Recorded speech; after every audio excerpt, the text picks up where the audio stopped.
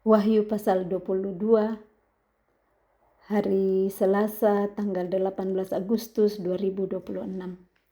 Lalu ia menunjukkan kepadaku sungai air kehidupan yang jernih bagaikan kristal dan mengalir keluar dari tahta Elohim dan tahta anak domba itu.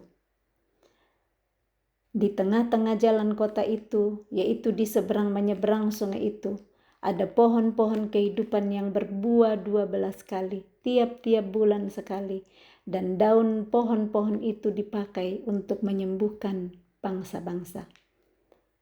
Wahyu pasal terakhir, pasal 22, Rasul Paulus ditunjukkan sungai air kehidupan yang airnya jernih bagaikan kristal.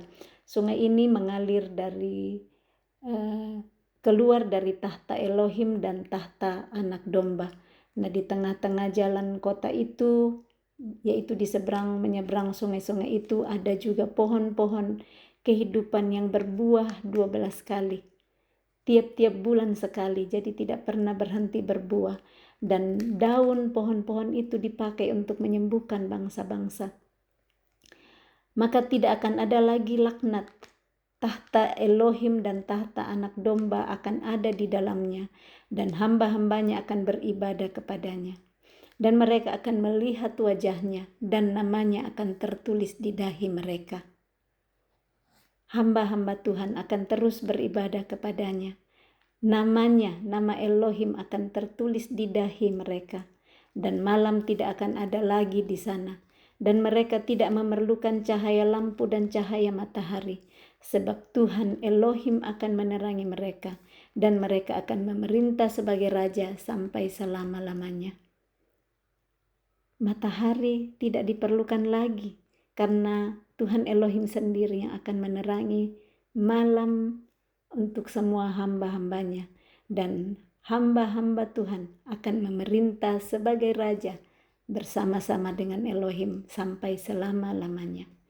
Kedatangan Tuhan Yesus, lalu ia berkata kepadaku, perkataan-perkataan ini tepat dan benar, dan Tuhan Elohim yang memberi roh kepada para nabi telah mengutus malaikatnya untuk menunjukkan kepada hamba-hambanya apa yang harus segera terjadi. Perkataan-perkataan yang disampaikan kepada Rasul Yohanes itu tepat dan benar, dan Tuhan sendiri yaitu Elohim yang memberikan roh kepada para nabi yang telah mengutus malaikatnya untuk menunjukkan kepada hamba-hambanya apa yang harus segera terjadi. Sesungguhnya aku datang segera, berbahagialah orang yang menuruti perkataan-perkataan nubuat kitab ini. Orang yang berbahagia saat dia datang adalah orang yang menuruti perkataan-perkataan nubuat yang ada di dalam kitab Wahyu ini. Dan aku, Yohanes, akulah yang telah mendengar dan melihat semuanya itu. Dan setelah aku mendengar dan melihatnya, aku tersungkur di depan kaki malaikat yang telah menunjukkan semuanya itu kepadaku untuk menyembahnya. Tetapi ia berkata kepadaku, jangan berbuat demikian. Aku adalah hamba sama seperti engkau dan saudara-saudaramu, para nabi dan semua mereka yang menuruti segala perkataan kitab ini. Sembahlah Elohim. Lalu ia berkata kepadaku, jangan memeteraikan perkataan-perkataan nubuat dari kitab ini, sebab waktunya sudah dekat. Malaikat yang menunjukkan penglihatan-penglihatan ini kepada Rasul Yohanes, dia berkata, aku adalah hamba sama seperti engkau. Saat Rasul Yohanes tersungkur di depan kakinya, ia berkata, hanya sembahlah Elohim, hanya dialah satu-satunya yang layak untuk disembah.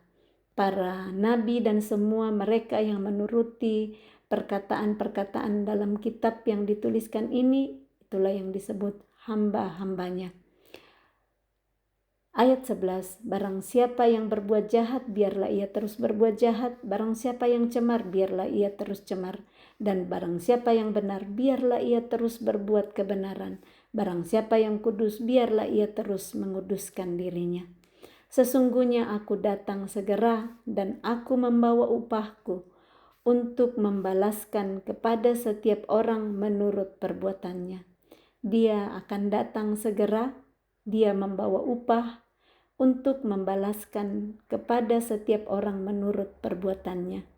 Perbuatan apa yang dilakukan selama kita di bumi itu yang akan dibalaskan Elohim kepada setiap orang saat dia datang segera. Aku adalah Alfa dan Omega, yang pertama dan yang terkemudian, yang awal dan yang akhir. Berbahagialah mereka yang membasuh jubahnya. Mereka akan memperoleh hak atas pohon-pohon kehidupan dan masuk melalui pintu-pintu gerbang ke dalam kota itu.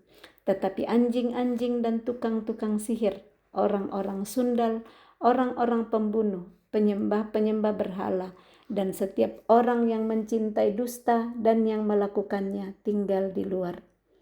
Aku, Yesus, telah mengutus malaikatku untuk memberi kesaksian tentang semuanya ini kepadamu bagi jemaat-jemaat.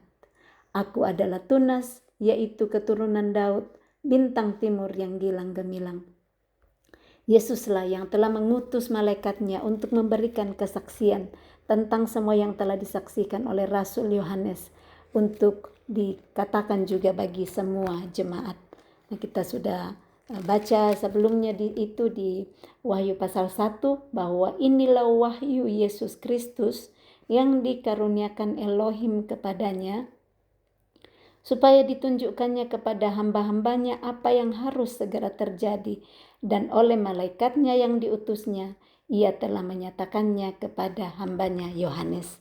Itu di Wahyu pasal 1 ayat 1, dan ini ditutup di Wahyu 22 ayat 16.